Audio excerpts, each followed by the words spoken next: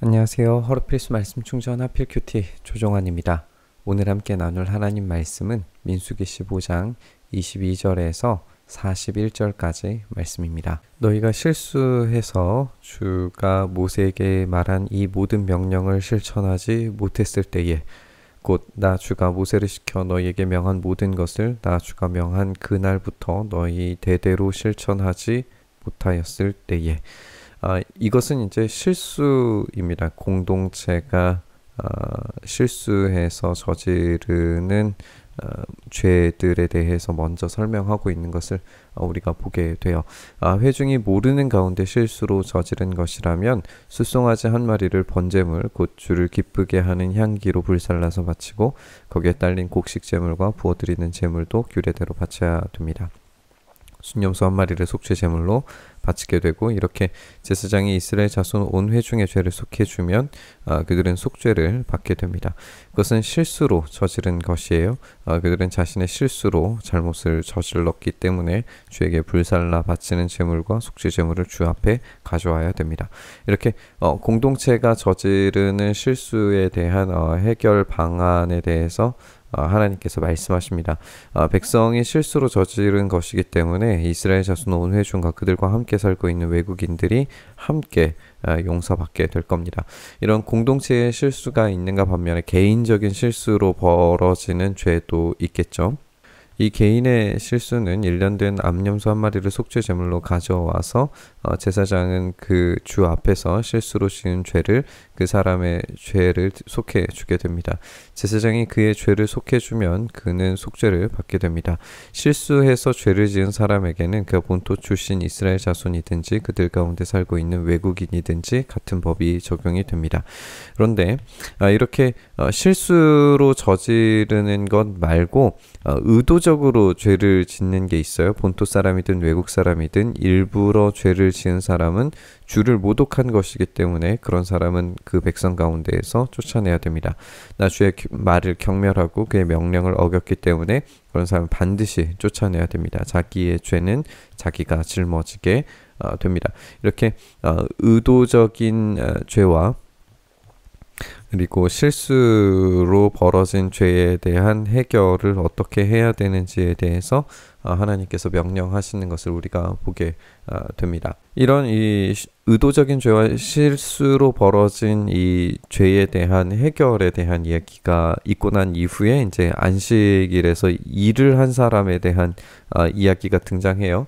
우선은 이 안식일에 일을 한 사람에 대한 이야기는 잠시 두고 이후에 있는 이야기를 먼저 좀 살펴보도록 하겠습니다. 이제 하나님은 옷자락에 다는 술에 대해서도 명령을 하시는데 이스라엘 자손에게 말하기를 대대손손 옷자락 끝에 술을 만들고 옷자락 술에는 청색 끈을 달게 만드십니다. 이 술을 볼 수 있도록 달게 해서 주의 모든 명령을 기억하고 그것들을 실천하도록 만드십니다. 그래야만 너희는 마음 내키는 대로 따라가거나 너희 눈에 좋은 대로 따라가지 아니할 것이고 스스로 세욕에 빠지는 일이 없을 것이다 라고 그렇게 말씀하십니다. 그리고 너희가 나의 모든 명령을 기억하고 실천할 것이고 너희 하나님 앞에서 거룩하게 될 것이다 라고 이렇게 명령하십니다. 이 하나님의 명령을 기억하고 실천해야 된다는 이런 강조를 우리가 기억하게 되는데요. 하나님께서 이 사람의 복장과 머리와 팔에 이 말씀을 기억할 의도적인 도구들을 만들게 하시고 그것으로 기억하게 하고 또 실천하게 만드시는 것을 우리가 보게 됩니다.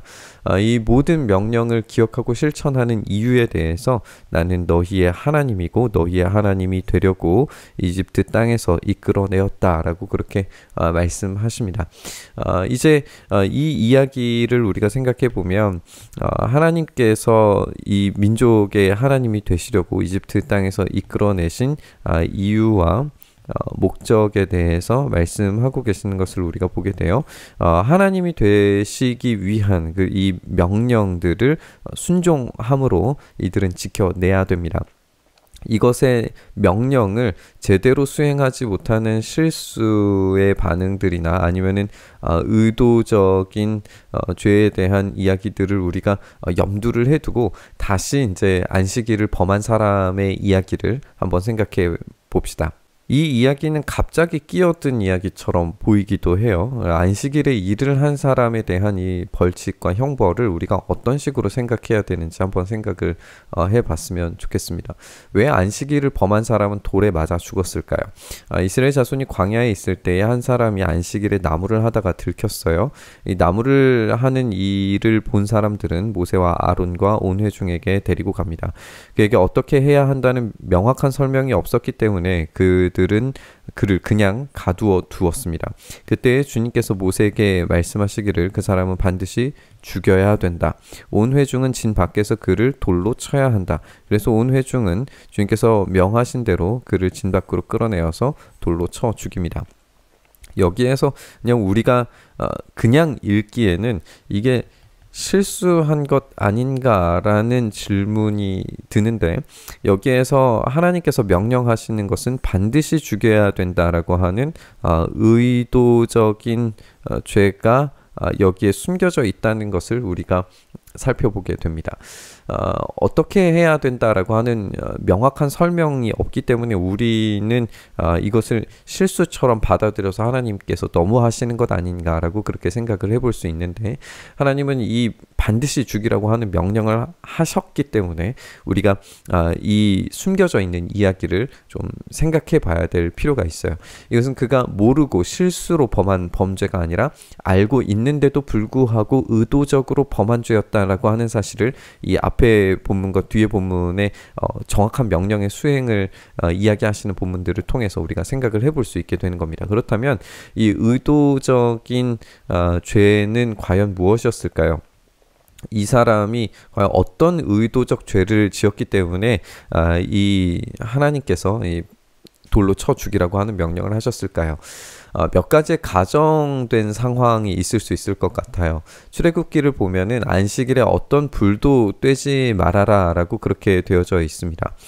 불을 떼지 말라, 이 나무를 한 목적이 불을 떼기 위함이라고 생각을 해본다면 이유가 왜 불을 떼지 말라라고 명령을 하셨냐 하면 어떤 개인적인 제사도 금지하는 명령으로 우리가 이해해 볼 수 있어요. 그러니까 공동체 안에서 어떤 배신적인 우상 숭배 행위를 절대적으로 금지하는 것, 이 개인적인 모든 예배들을 금지시킴으로써 중앙 성소에서 드려지는 예배로만 예배하도록 만드는 것은 이 우상 숭배 행위를 전면적으로 금지하는 것이라고 우리가 생각해 볼 수 있어요. 지금 이 사람이 의도적인 죄와 연결되어져 있다는 점을 생각해보고 이전의 본문 장면들, 그러니까 이집트로 돌아가자, 우리의 우두머리, 우리의 리더를 다시 뽑자라고 하는 것이 우상숭배의 행위, 하나님을 거부하는 행위였다라고 하는 점을 생각해 본다면 여기에서 의도적인 죄를 짓는 것과 이 불을 떼기 위해서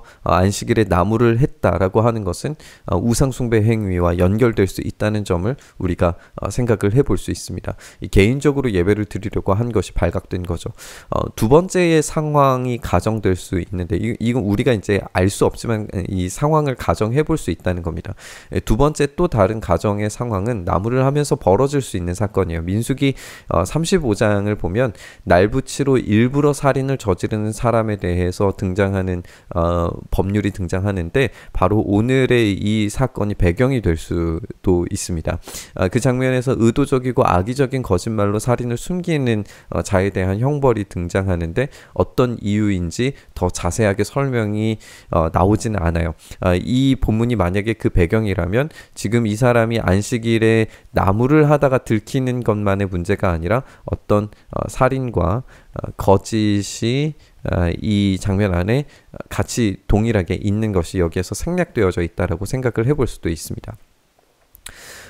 어떤 배경의 이야기인지는 모르겠지만 우리가 이 안식일에 나무를 하는 것 자체가 문제가 아니라 이것이 우상숭배적 행위와 또 어떤 살인과 거짓말, 이런 의도된 죄와 연결되어져 있다는 것만큼은 분명합니다. 이것이 어떤 것이든지 하나님께서는 그런 의도된 죄를 이 안식일에 범하고 있는 이 사람을 반드시 돌로 쳐서 죽이라고 이야기하십니다.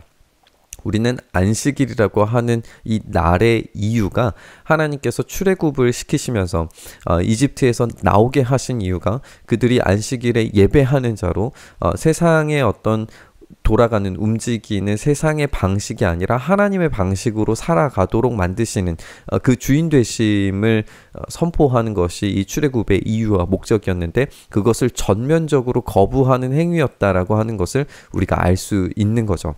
이렇게 의도적인 죄에 대한 심판이 죽음이고 이것이 불순종이 곧 죽음이라고 하는 민수기의 전반의 메시지를 생각을 해본다면 지금 이 앞에 실수로 지은 죄와 의도된 죄를 해결하는 방식과 그리고 그 명령을 온전히 수행하라라고 하는 이 술에 대한 이야기 그 사이에 이 범죄에 대한 이야기가 나오면서 이들이 하나님의 명령을 의도된 죄든지 실수로 저지른 죄든지 이들 안에 이 죄가 만연해 있고 일반적인 이 죄로 말미암아서 그들이 결국에는 하나님의 명령을 제대로 기억하지 못하고 수행하지 못하는 존재가 되리라는 것을 암시적으로 보여주고 있는 것만 같습니다. 우리는 의도적인 죄와 모르고 지은 죄를 고백합니다. 하지만 그 죄가 얼마나 광범위하게 자행되고 있는지에 대해서 그리 깊이 생각하지는 않는 것 같습니다. 우리는 선을 행할 수 있는 능력이 전무한 상태이기 때문에 도무지 하나님의 기준에 부합하는 그런 선한 행위를 행할 수가 없습니다. 그런 선을 행할 수 있다라고 말하는 것은 거짓이고 위선입니다. 우리는 선을 행할 수 있는 능력이 전무하고 약속의 땅에 들어갈 자격이 없는 존재들임을 고백하는 것이 율법의 기능입니다. 그래서 이 율법에 따르면 우리는 하나님의 약속에 온전히 들어갈 수 없습니다. 그 약속을 우리가 온전히 누릴 수 없게 되는 거예요. 그런데 우리의 의도적인 죄와 모르고 지은 죄 모두를 해결하신 분이 바로 우리 예수님이시라는 사실을 우리는 은혜로 받아들이게 됩니다. 우리의 의도적인 배반이든지 하라고 명령하신 것을 온전히 수행하지 못함으로 벌어진 죄든지 모든 것을 예수님께서 완벽하게 수행해 내셨습니다. 우리 범죄에 대한 대가는 십자가로 또 당연히 수행해야 할 율법의 요구들을 모두 완성하신 후에 얻으신 그 영광의 부활을 얻으심으로써 하나님께서 제시하시는 이 율법을 완성시키신 분이 우리 예수님이시라는 것을 우리는 알고 있습니다. 그렇기 때문에 우리는 십자가와 부활 뒤편에 서야만이 하나님께서 주시는 그 약속을 얻을 수 있는 존재가 된다는 사실을 깨닫게 됩니다. 오늘 이 말씀 묵상하면서 우리의 만연한 죄를 생각하면서 우리의 연약함을 주님께 고백했으면 좋겠습니다. 동시에 주님의 놀라운 사랑과 성취를 의지하여서 우리가 그 십자가와 부활의 영광 뒤편에 서서 우리로는 도무지 이 일을 할 수 없지만 주님이 성취하신 그 놀라운 하나님의 의를 의지하여서 그 구원의 놀라운 은혜를 우리가 얻을 수 있기를 간절히 바라면서 기도의 자리로 나아갔으면 좋겠습니다. 주님, 그렇습니다. 우리가 그렇게 만연한 죄 가운데 살아있는 존재임을 고백합니다. 우리의 의도적인 죄든지 아니면은 우리가 실수로 저지른 죄든지 이런 모든 죄악 가운데에서 살아가는 우리의 연약함을 주님 불쌍히 여겨주시고 다시 한번 그 십자가와 부활의 영광 뒤편에 서서 오로지 주님만이 우리의 의로움 되시고 오직 주님만이 우리의 승리 되심을 고백하며 나아가오니 주여 우리에게 주님의 그 십자가와 부활의 영광으로 우리에게 구원의 놀라운 기쁨과 참된 복음의 역사를 우리가 깨닫게 하시고 그 안에서 살아갈 수 있는 힘과 용기 더하여 주시옵소서. 오늘도 그 은혜 깨닫게 하여 주시기를 간절히 소망하며 우리 주님 예수님 이름으로 기도드리옵나이다. 아멘.